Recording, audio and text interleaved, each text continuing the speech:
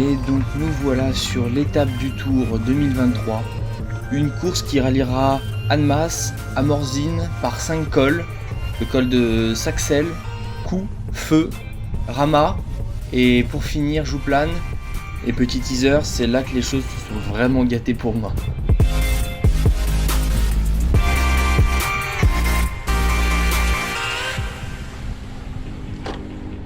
Et donc sans plus tarder, la première difficulté, donc le col de Saxel.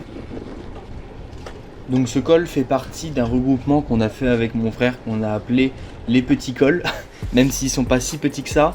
Ils restent petits en D+, comme vous pouvez voir en bas de l'écran, voilà, les 3 premiers sont vraiment ridicules par rapport aux 2 grandes masses qu'on a sur la fin.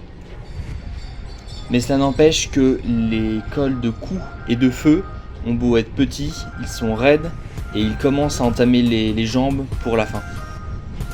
Et donc il fallait quand même s'en méfier, histoire de ne pas finir HS.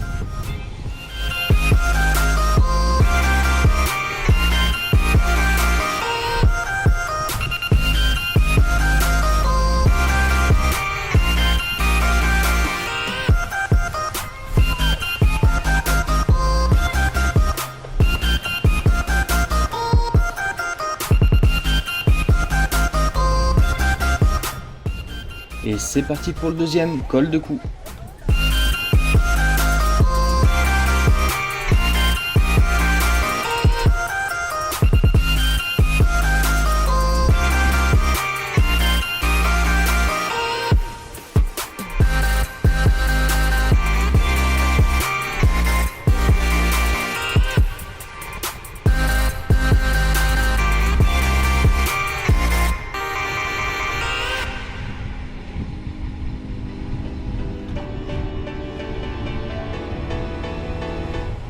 Sur la droite, vous pouvez voir, il y avait un ravito, d'ailleurs qui était le premier, mais j'ai décidé de ne pas le prendre car j'avais encore plein d'eau, plein de nourriture dans mes sacoches, et du coup, ça pouvait continuer comme ça.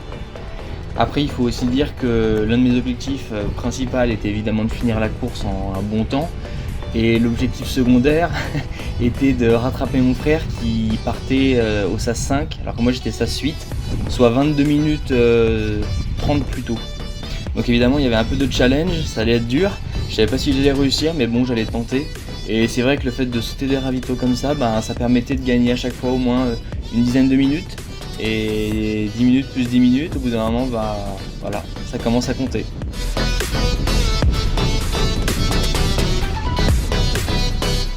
Donc voici le troisième col, col du Feu, l'un des derniers petits cols. Après on allait entamer les 2 grosses masses. Et effectivement ce col là portait vraiment bien son nom.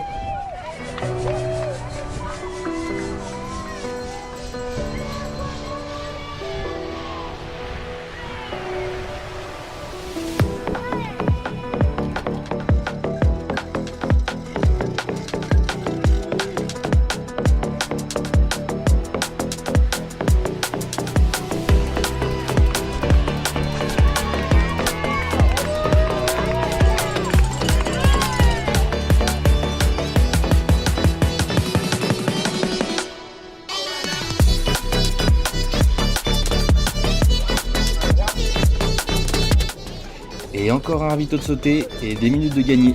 Attention, j'arrive Franck.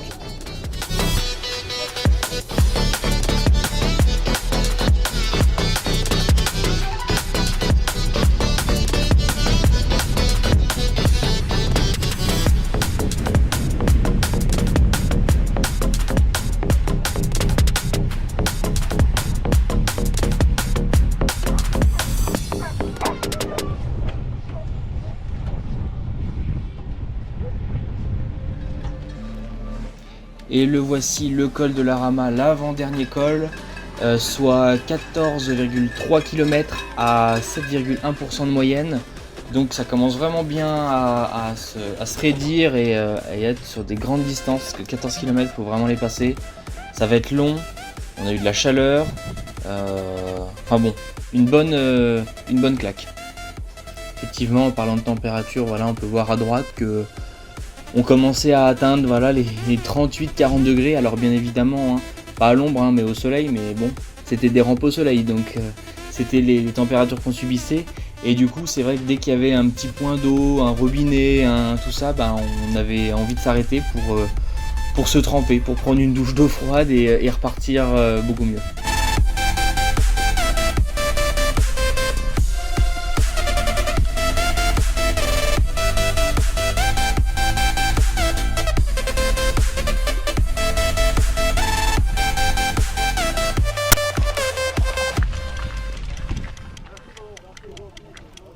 De l'eau fraîche, en plus, c'est ça le luxe.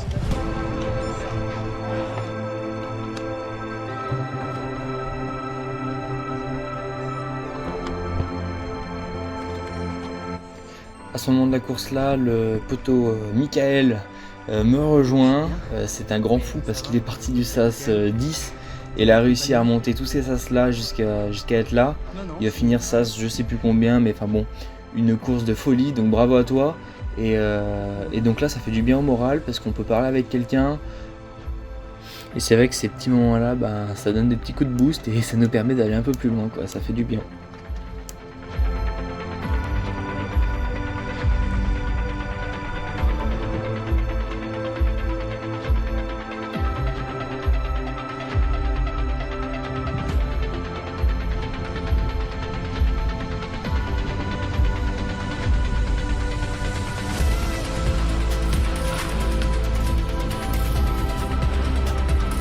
Comme vous pouvez le voir, l'ambiance à l'intérieur d'un ravito, le sol trempé parce que tout le monde s'asperge d'eau parce qu'on a trop chaud, et du monde de partout, ça se précipite un peu sur les gâteaux, les petites pâtisseries, les trucs comme ça. Et encore un grand merci aux bénévoles qui ont pu nous servir, mettre de l'eau dans les bidons, tout ça, parce que c'était vraiment avec une grande gentillesse, un grand sourire. Et par ces températures-là, je me doute que ça doit pas être facile de faire ça aussi. Donc vraiment, un grand merci.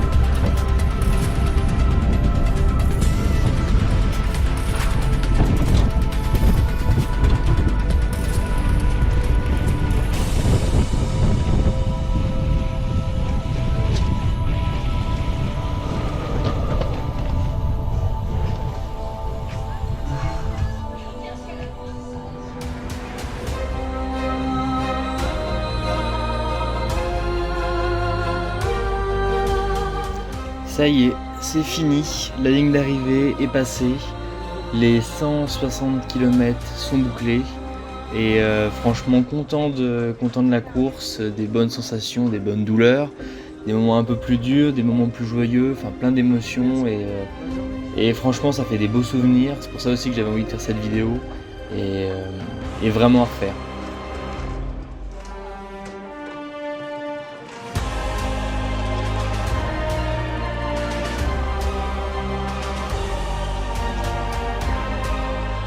Et puis maintenant, place voilà, à manger des pastèques, la pasta partie et bien sûr la bière finisher à trinquer avec mon frère Franck que je vais bientôt retrouver et fêter tout ça.